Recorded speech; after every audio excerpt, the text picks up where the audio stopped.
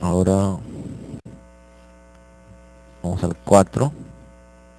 Son menos. Agentes biológicos del grupo 4, aquel que causando una enfermedad grave en el hombre supone un serio peligro para los trabajadores con muchas probabilidades de que se propague a local actividad y sin que exista generalmente frente al profilaxis o tratamiento eficaz. Bacterias, clamillas, micoplasmas y rickettsia ninguno. Hongos ninguno. Parásitos ninguno. Virus. Adenaviridae. Complejos virales LCM Lassa. Incluye virus de Lassa. Estamos en Adenaviridae. Complejos virales Tacaribe. Incluye virus Junín, virus Machupo, virus Sabia, virus Guanorito. Ahora Bunyaviridae incluyen al rovirus, que incluye el virus de la fiebre hemorrágica de Crimea y Congo. Ahora Filoviridae, virus de Marburg, virus ébola. Ahora Flaviviridae, virus Chiasanur. Ahora Poxviridae, incluye variola, o sea, major y minor virus. También Whitepox virus, o sea, variola virus. Y virus no clasificados como Morbillivirus equino.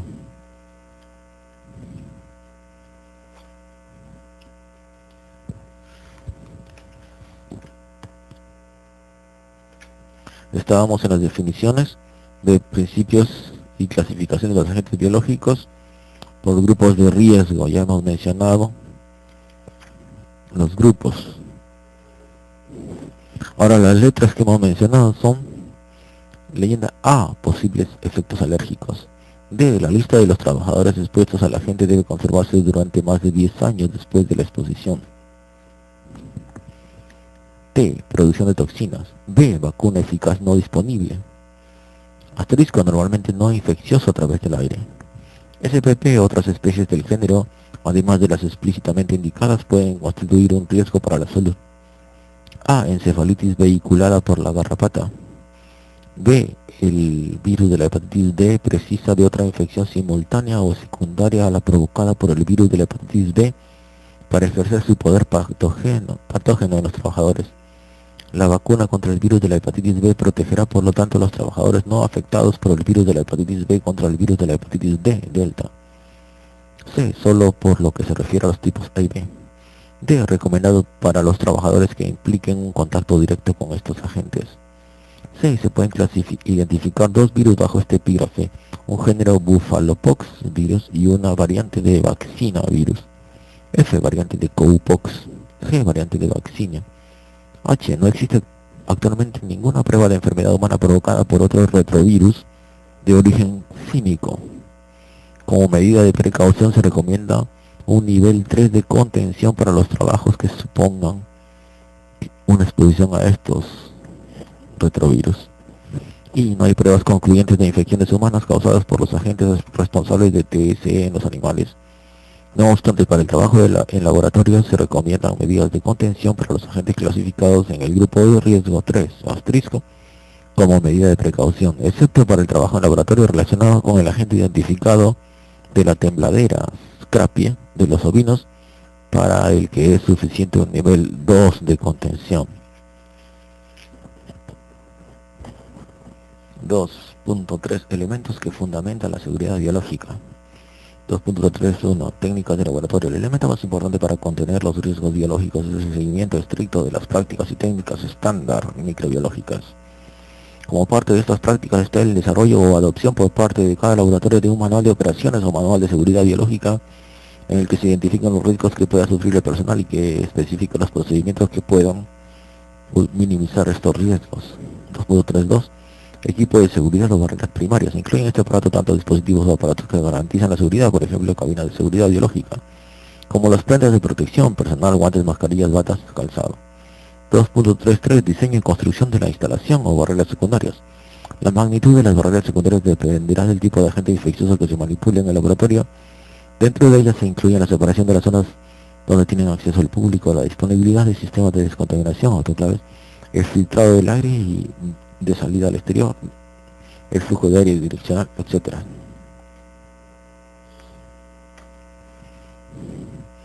2.4 niveles de contención. El término contención se emplea para describir los métodos que hacen seguro el manejo de materiales infecciosos en el trabajo. El propósito de la contención es reducir al mínimo la exposición del personal de los laboratorios, otras personas y el entorno a agentes potencialmente peligrosos. Se suelen describir 4 niveles de contención o de seguridad biológica que consisten en la combinación en menor o mayor grado de los 3 elementos de seguridad biológica descritos: técnica microbiológica, equipo de seguridad y diseño de la instalación. Cada combinación está específicamente dirigida al tipo de operaciones que se realizan, las vías de transmisión de los agentes infecciosos y la función o actividad del laboratorio. Entonces esto incluye nivel de contención 1, es el nivel de seguridad requerido por los agentes biológicos del grupo 1, es decir, los que no producen enfermedad en el ser humano sano y de susceptibilidad conocida y estable. A los antimicrobianos, es el utilizado habitualmente en los laboratorios de prácticas de universidades o centros docentes donde se emplean cepas no patógenas, como es coli, K12, Saccharomyces cerevisiae, etc. Ejemplos típicos son todos los microorganismos que se utilizan en las industrias de la alimentación para la elaboración de quesos, cerveza y embutidos. Nivel de contención 2 es el obligado para los agentes del grupo 2, como algunos que, perteneciendo a la propia flora habitual del hombre, son capaces de originar patología infecciosa humana de gravedad moderada o limitada. Deben ser manipulados por personal especializado, técnicos de laboratorio, especialistas de microbiología, y son los que con más frecuencia se estudian en el laboratorio de microbiología clínica, estreptococos, salmonella, etc. Nivel 3. Debe utilizarse cuando se manipulan agentes biológicos del grupo 3, microorganismos que cursan con patología grave de difícil y largo tratamiento que pueden curar con secuelas y ocasionalmente producir la muerte. El mayor y más frecuente peligro que entrañan estos es la infección adquirida a través de aerosoles y por fluidos biológicos.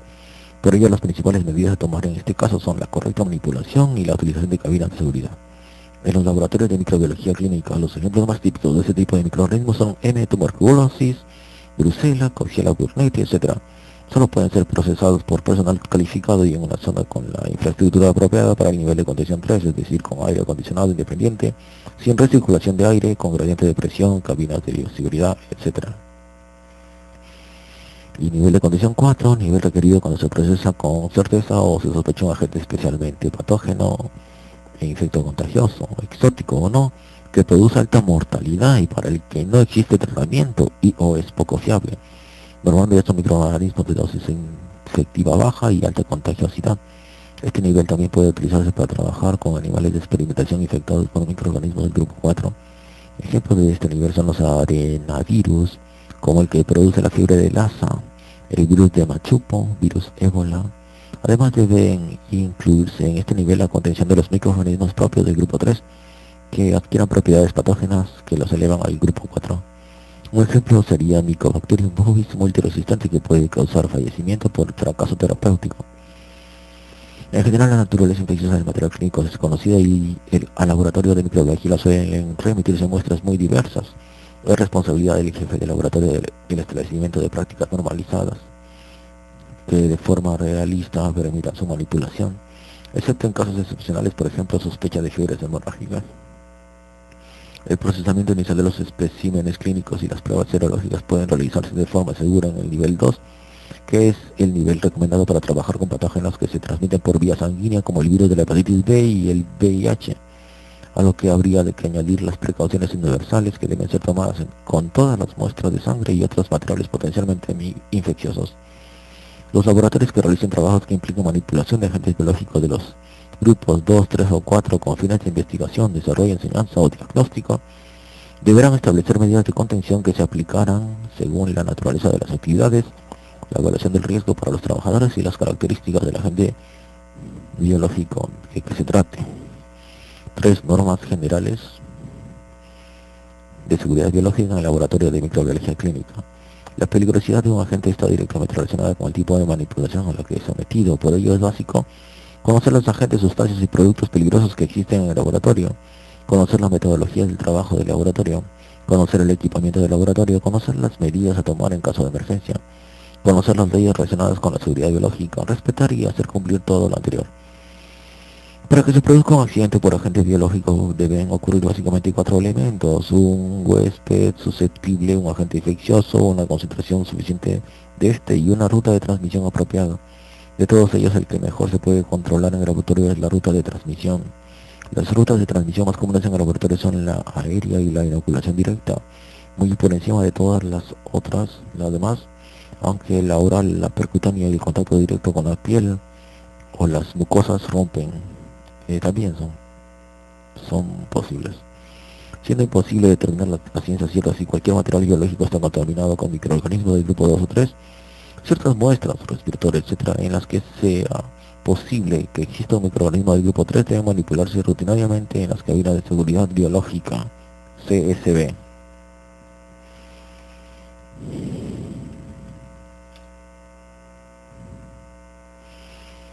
3.1 Medidas generales.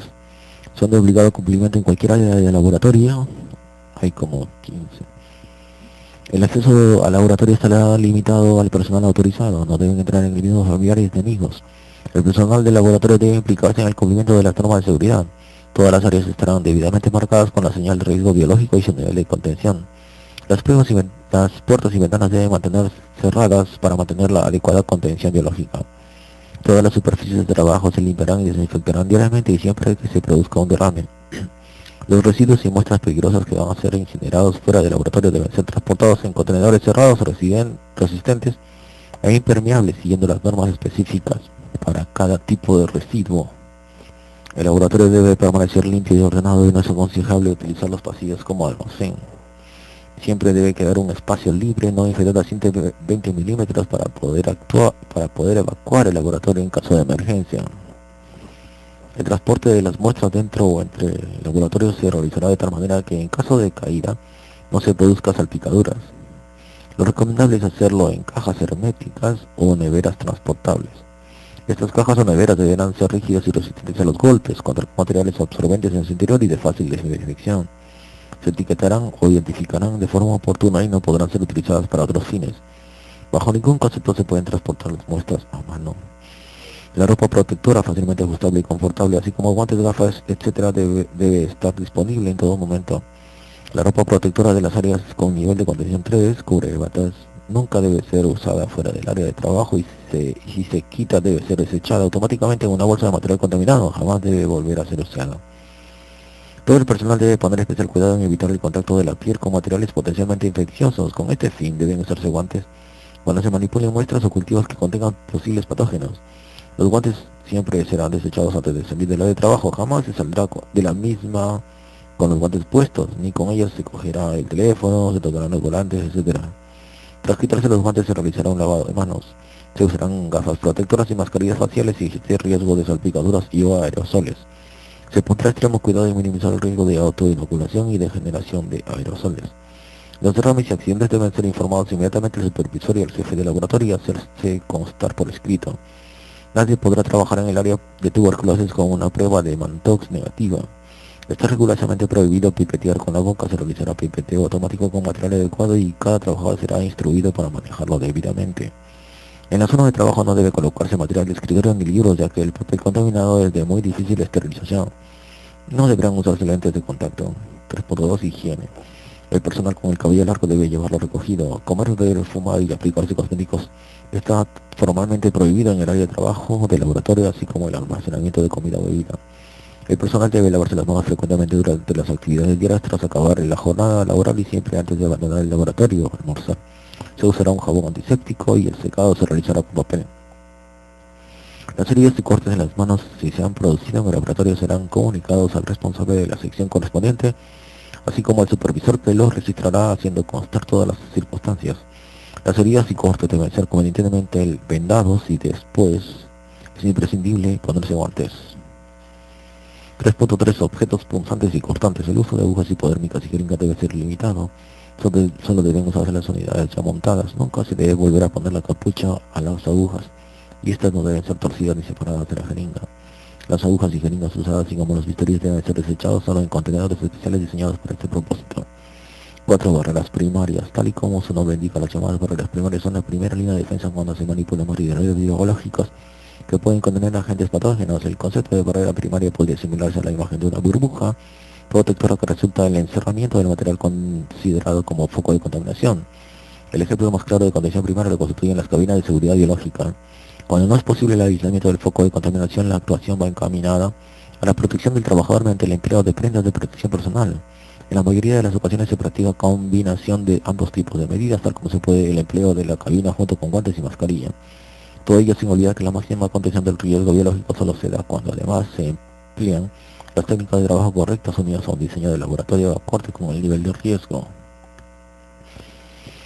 4.1 Equipos o prendas de protección personal constituyen otro de los componentes de las llamadas reglas primarias. En el RD 77397 sobre disposiciones mínimas de seguridad y salud relativas a la utilización para los trabajadores de equipos de protección individual, se define el equipo de protección individual o EPI como cualquier equipo destinado a ser llevado o sujetado por el trabajador para que le protejan de uno o varios riesgos que puedan alcanzar su seguridad o su salud, así como cualquier complemento o accesorio destinado a tal fin. Protección de los ojos y de la cara. Las lentillas no proporcionan protección alguna a los ojos, por lo que no se recomienda su utilización durante el trabajo de microbiología. En el caso de que una persona necesitara llevarlas por prescripción facultativa, no simplemente como corrección de la visión, estaría obligada a llevar también, siempre que estuviera expuesta a un riesgo biológico o químico, unas gafas de seguridad. Existen también las denominadas pantallas faciales, que ofrecen protección frente a impactos y salpicaduras.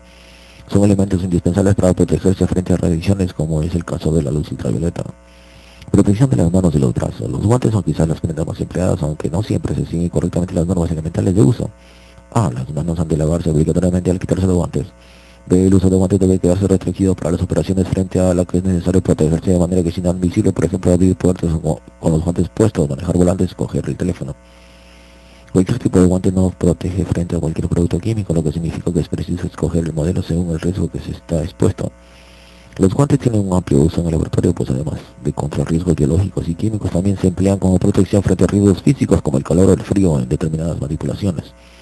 Para la protección de brazos existen los manguitos, que resultan interesantes, sobre todo cuando la ropa que lleva el operario no es de manga larga. Protección respiratoria. Las mascarillas en general tienen una utilidad en el laboratorio de microbiología, especialmente para protección frente a polvo o partículas, aerosoles y gases y vapores químicos. Las conocidas mascarillas tipo cirujano no ofrecen protección alguna. La máscara, ya sea media máscara o máscara facial, puede resultar útil en caso de protección frente a vertidos accidentales de consideración. Los diferentes filtros que se pueden acoplar hay que desecharlos como material contaminado. El vestuario como equipo de protección. En principio es imprescindible hacer una clara distinción entre la ropa, que es parte de un uniforme, y las prendas del vestuario que actúan como elementos de protección individual.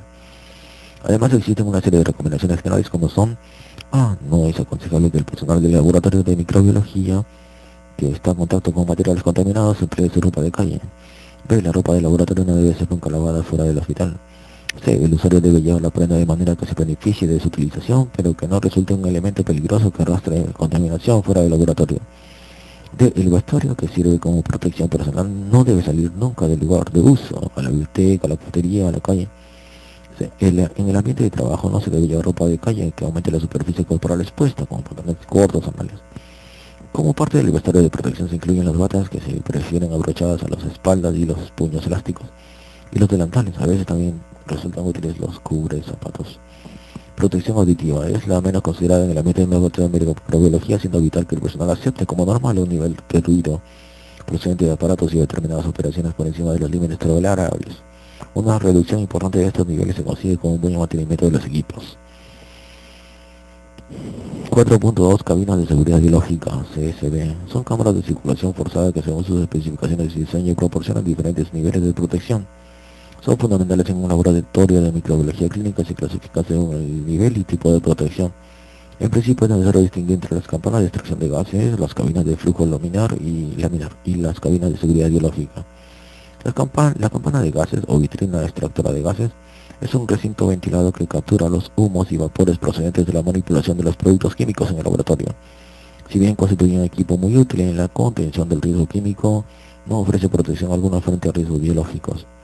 Las cabinas de flujo laminar son recintos que emplean un ventilador para forzar el paso del aire a través del filtro HEPA, acrónimo del término anglosajón High Efficiency Particulate Air, EPA, barriendo la superficie de trabajo. Entonces decía que las cabinas de flujo laminar son recintos que emplean un ventilador para forzar el paso del aire a través de un filtro EPA, barriendo la superficie de trabajo.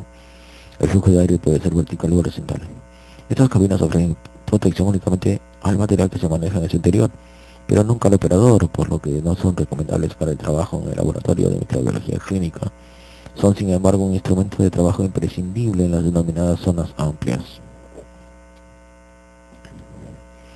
Las cabinas de seguridad biológica son recintos ventilados diseñados para limitar al máximo el riesgo de personal de laboratorio expuesto a agentes infecciosos. Ello es especialmente importante si se tiene en cuenta que muchas de las operaciones realizadas en el laboratorio implican la formación de aerosoles. Estos equipos tienen un objeto principal: proporcionar una zona de trabajo que minimiza la probabilidad que una partícula transportada por el aire tiene de escapar hacia el exterior de la cabina y contaminar así al operario y a la zona que le rodea. Además, algunas de ellas ofrecen protección al material que se manipula.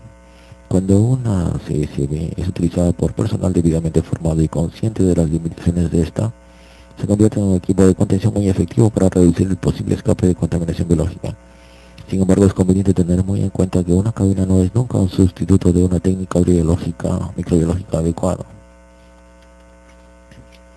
Las CSB disponen de dos sistemas que impiden la salida de contaminación: las barreras de aire, que crean permitiendo que éste fluya en una sola dirección y a una velocidad constante, dando lugar a una verdadera cortina de aire que se conoce como flujo de aire laminar. Es por definición un flujo con ausencia de turbulencias. Los filtros tienen como finalidad atrapar las partículas contenidas en este flujo de aire, y los empleados habitualmente son los EPA, que retienen con una eficacia de 99.97% partículas de hasta 0.3 micras de diámetro. Las CSB se dividen en tres categorías: clase 1, clase 2 y clase 3. 1. Cabinas de clase 1. Manipular agentes biológicos de los grupos 1, 2 o 3. Son cámaras cerradas con una abertura al frente para permitir el acceso de los brazos del operador. El aire penetra por este frontal, atraviesa la zona de trabajo y todo él sale al exterior a través de un filtro EPA. La velocidad del flujo de aire es de unos 0.40 metros por segundo, 75 pies por metro. Son apropiadas para manipular agentes biológicos de los grupos 1, 2 o 3. La mayor desventaja que presentan es que no proporcionan protección al material con el que se trabaja, no evitando por lo tanto que éste se pueda contaminar. 2. Cabinas de clase 2. Manipular agentes biológicos de los grupos 1, 2 o 3. Se diferencia principalmente de la clase 1, en que además de al operario y su entorno ofrecen protección al producto frente a la contaminación. La superficie de trabajo está bañada por aire limpio que ha atravesado el filtro EPA. La salida del aire se produce a través de otro filtro EPA. Son equipos válidos para el manejo de agentes biológicos de los grupos 1, 2 o 3.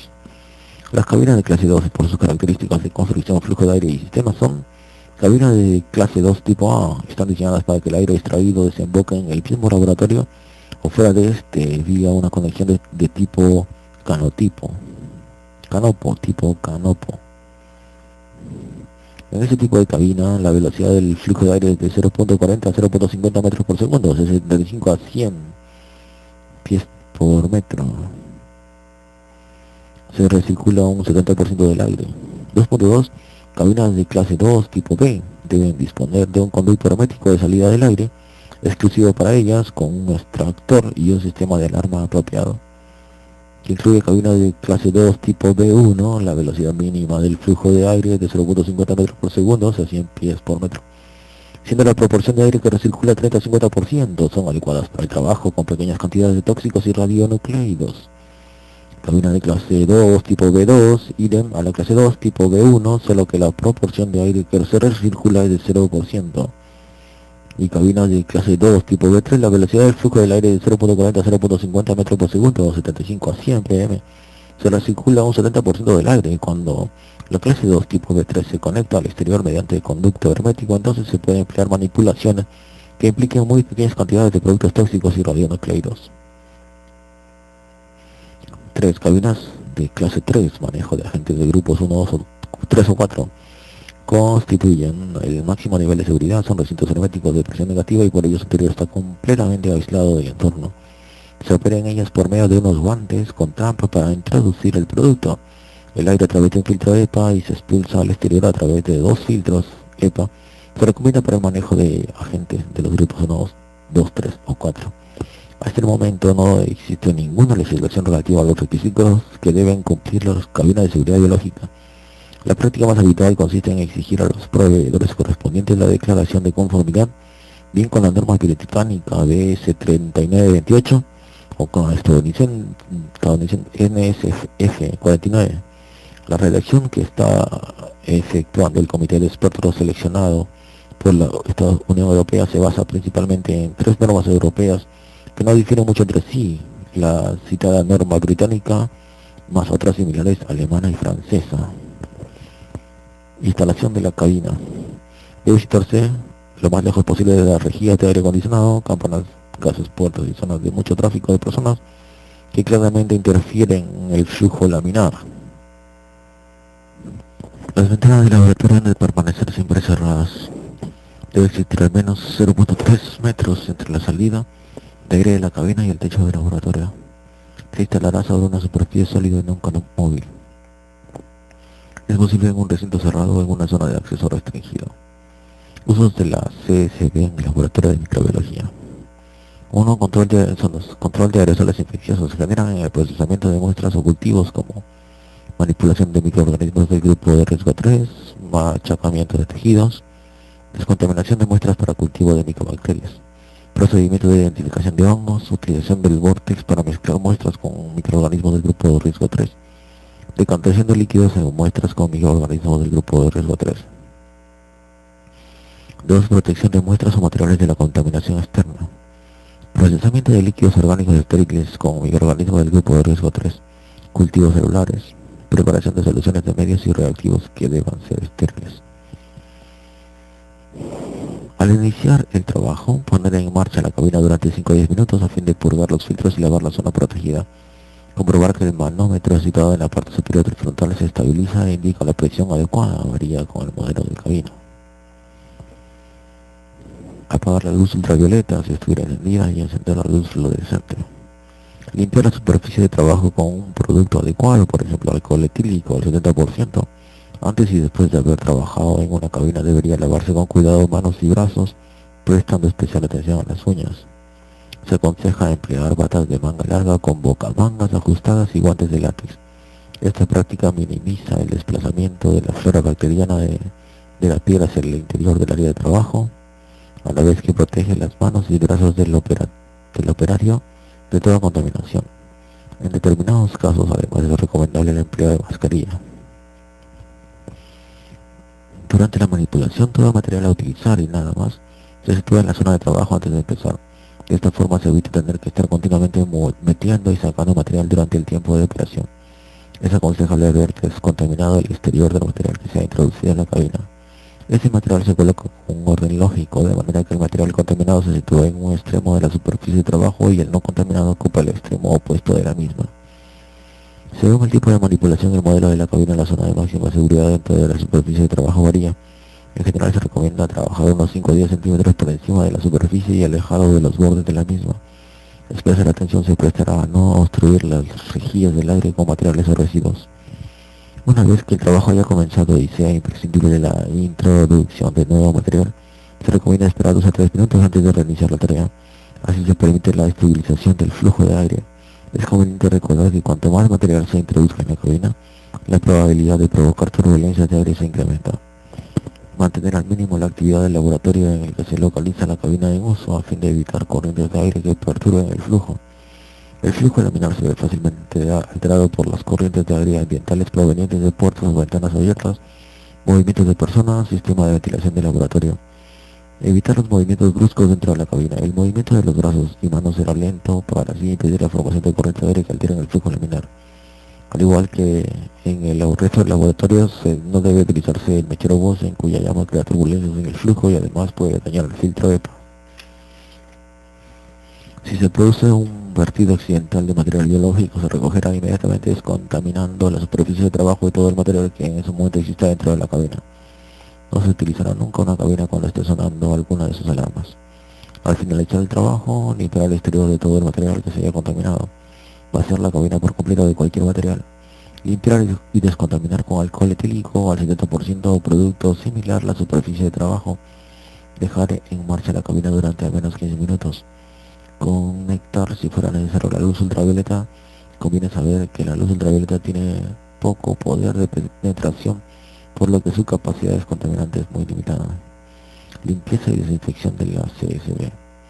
Se llevará a cabo una desinfección completa en las siguientes situaciones en caso de que se haya producido un vertido importante antes de cualquier reparación, antes de iniciar los chequeos periódicos, siempre que se cambie el programa de trabajo, cuando se sustituyan los filtros EPA y al cambiarla de lugar, incluso dentro del mismo laboratorio. 2. Se realizará con vapores de formaldehído siempre por personas debidamente entrenadas y con las prendas de protección personal adecuadas. Por otro lado, debe tenerse en cuenta que una buena limpieza de la zona de trabajo es una garantía de ausencia de polvo y otros contaminantes. La limpieza tiene por objeto eliminar la suciedad que se haya adherida a las superficies y que sirve de soporte de los microorganismos. Al limpiar, se elimina también la materia orgánica, contribuyendo de forma decisiva a la eficacia de la posterior descontaminación. 4. Es conveniente una vez a la semana levantar la superficie de trabajo y limpiar y descontaminar por debajo de ella. Nunca se debe utilizar la cabina como almacén transitorio de equipo o material de laboratorio. Esta mala práctica conduce a una acumulación de polvo totalmente innecesaria. Evitar introducir en la cabina materiales que emitan partículas fácilmente como algodón, papel, madera, cartón, lápices. Mantenimiento de la CSB. Semanalmente se limpiará la superficie de trabajo y el resto del interior de la cabina. Semanalmente se pondrá en marcha a fin de comprobar la medida de que da el manómetro. Mensualmente con un paño mojado se limpiará todas las superficies exteriores con el objeto de eliminar el polvo acumulado. Mensualmente se revisará el estado de las válvulas interiores con que vaya equipado. Anualmente se certificará por una entidad calificada. 5. Barreras secundarias. El diseño y construcción de un laboratorio, lo que en seguridad biológica se conoce como barreras secundarias, contribuye a la protección del personal del laboratorio, proporciona una barrera para proteger a las personas que se localizan fuera del laboratorio, es decir, aquellas que no están en contacto con los materiales biológicos, como por ejemplo personal administrativo del laboratorio, enfermos y visitantes del hospital, y protege a las personas de la comunidad frente a posibles escapes accidentales de agentes infecciosos.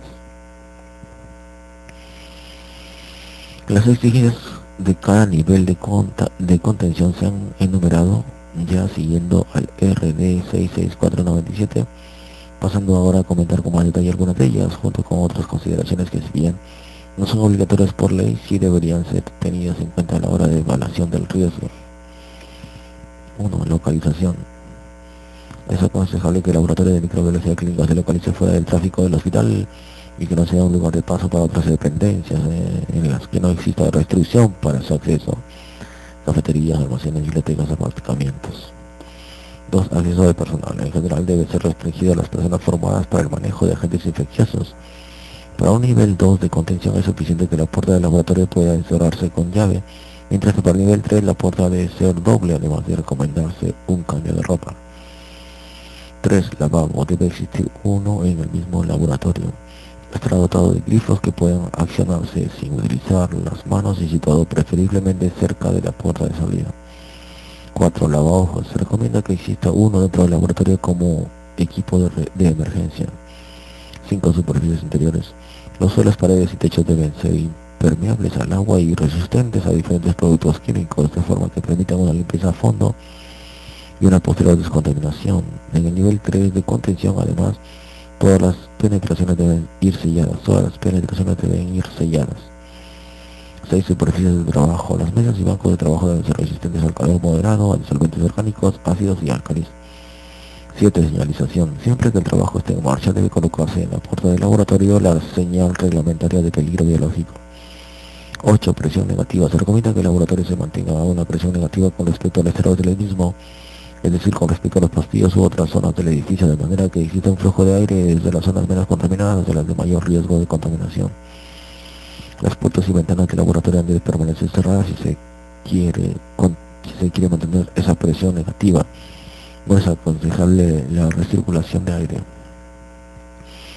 9. Filtros EPA. No existe legislación en España en cuanto a sistema de frecuencia para su comprobación, pero siguiendo directrices de otros países, parece aconsejable hacerla cada 6 meses o al menos no dejar pasar más de 14 meses. Deberá realizarla siempre una empresa especializada. 10. Residuos. Además de la normativa general que el hospital establezca en función de la legislación vigente en materia de registros biosanitarios, en un nivel 3 se recomienda que en el mismo laboratorio o dentro de la instalación exista algún sistema, por ejemplo, esterilización por autoclave para el tratamiento de los residuos producidos. No será así, el transporte de estos residuos ha de realizarse en envases sellados. 11. Nivel 4 de contención. Las características de diseño enumeradas se hacen obligatorias en el caso del nivel 4 de contención, además de otras como el empleo de cabinas de clase 3 o equipo de protección similar para los operarios. Filtro EPA a la entrada del aire, doble filtro EPA a la salida del aire. 6. Normas de utilización de equipos. 6.1. Normas generales. Los equipos y aparatos nunca deben colocarse en zonas de paso, en particular en pasillos del laboratorio. Todos los aparatos con toma eléctrica deberán cumplir la norma de seguridad correspondiente, nunca deben utilizarse en zonas mal aisladas, expuestas a la humanidad. Las fuentes de calor, calentadores, termobloques, sobre todo si se alcanzan temperaturas elevadas, deberán estar debidamente señalizadas para evitar quemaduras accidentales. Todos los procedimientos de utilización de aparatos deberán contar obligatoriamente con apartados relativos a su utilización segura. 6.2. Neveras y habitaciones frigoríficas. De un adecuado mantenimiento, limpieza y desinfección sistemático de los aparatos reduce considerablemente los riesgos de asociación a su utilización. Sin embargo, aún en estas condiciones hay que tener en cuenta lo siguiente: no deben almacenarse cultivos de microorganismos patógenos por inhalación en recipientes que no estén convenientemente cerrados, especialmente si la cámara tiene un sistema de circulación de aire. No deben almacenarse reactivos que contengan compuestos volátiles inflamables, etílico por ejemplo, en neveras que no poseen un sistema de protección de antideflagración.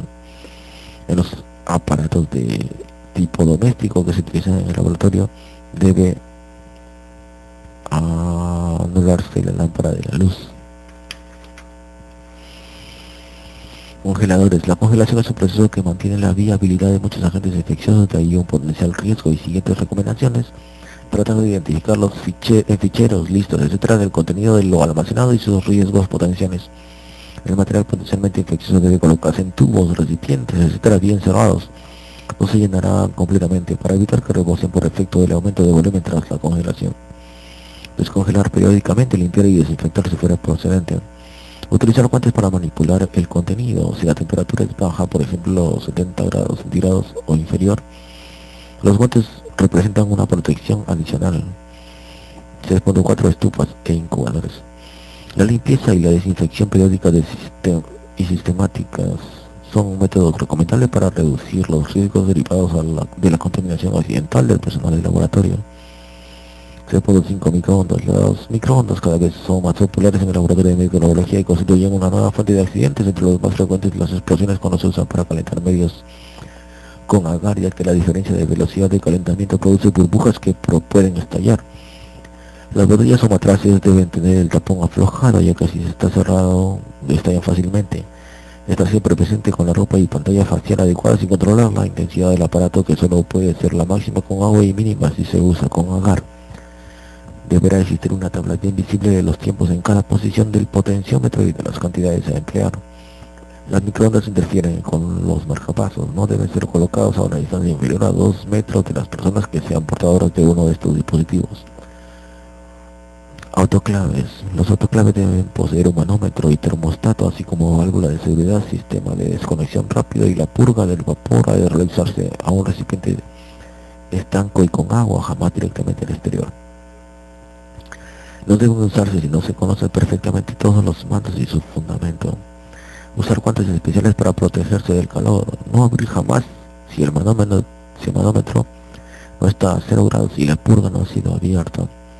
Controlar una vez al mes su capacidad de desinfección mediante esporas, no siendo suficiente el método químico. El uso de registros de presión y temperatura de cada proceso y la instalación de un programa de mantenimiento también puede ser una alternativa válida al control mediante esporas. El agua debe ser cambiada regularmente. Centrífugas. Los mayores riesgos derivan sobre todo de la contaminación por aerosoles generados durante la centrifugación de materiales biológicos y en menor medida de los traumatismos accidentales. Se recomienda, cuando se centrifugue material biológico potencialmente infeccioso, deben utilizarse tubos cerrados. La centrífuga debe disponer de rotores o cestillos de seguridad que protejan al operador de los posibles aerosoles. La rotura accidental de un tubo y su vertido en la cubeta representa una incidencia importante que debe ser comunicada inmediatamente al supervisor o responsable, de forma que se proceda a la desinfección segura del aparato. No se deben utilizar centrífugas antiguas que no poseen sistema de cierre de seguridad del que disponen todos los aparatos actuales, ni manipular estas de forma que permita su apertura mientras estén en funcionamiento. 3.8 Miscelánea. Las bombas de vacío y los aspiradores deberán contar con correspondientes trampas y filtros. Los baños de agua, o sea, baños María, deberán contener un desinfectante adecuado, ser limpiados una vez a la semana y desinfectados con periodicidad mensual.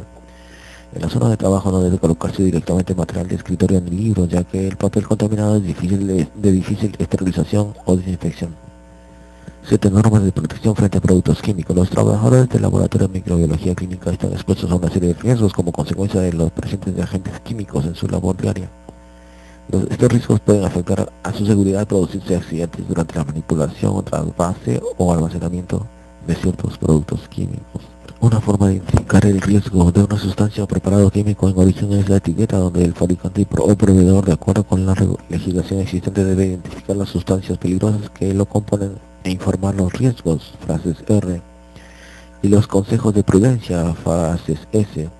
Además, junto con el producto debe adjuntarse la ficha de datos de seguridad en la que se amplía la información y se detallan riesgos en cuanto a su utilización y las medidas de seguridad a adoptar. La exposición a los compuestos químicos puede producir efectos agudos o crónicos y la aparición de enfermedades. Estos efectos son función directa de la toxicidad del agente químico, la dosis absorbida y la vía de entrada al organismo. Por inhalación, vía principal, dérmica a través de la mucosa de la piel intacta, digestiva o percutánea. 7.1 Agentes desinfectantes. Hipoclorito sódico.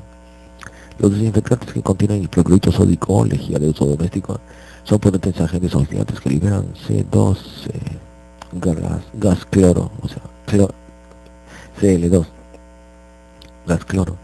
La exposición al cloro produce irritación de mucosas y del tracto respiratorio superior.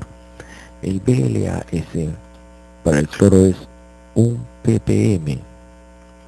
Las aplicadoras en los ojos pueden provocar daños permanentes y irreversibles, y el contacto de lejía con la piel produce irritaciones. En las áreas en las que se manipulen estos productos debe existir una adecuada ventilación y deben usarse guantes resistentes, protectores oculares y ropa adecuada, batas.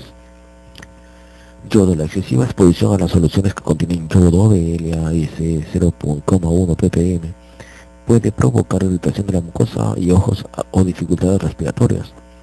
De nuevo, el uso de protectores personales tales como gafas protectoras, máscaras y guantes resistentes es muy recomendable. Compuestos de amonio cuaternario incorporados a múltiples soluciones desinfectantes son generalmente menos cáusticos, lesivos, que muchos otros desinfectantes. Aún así, se debe tener cuidado con su manipulación, ya que es conocida su capacidad para irritar la piel y producir alergias. Formaldehído y glutaldehído son compuestos altamente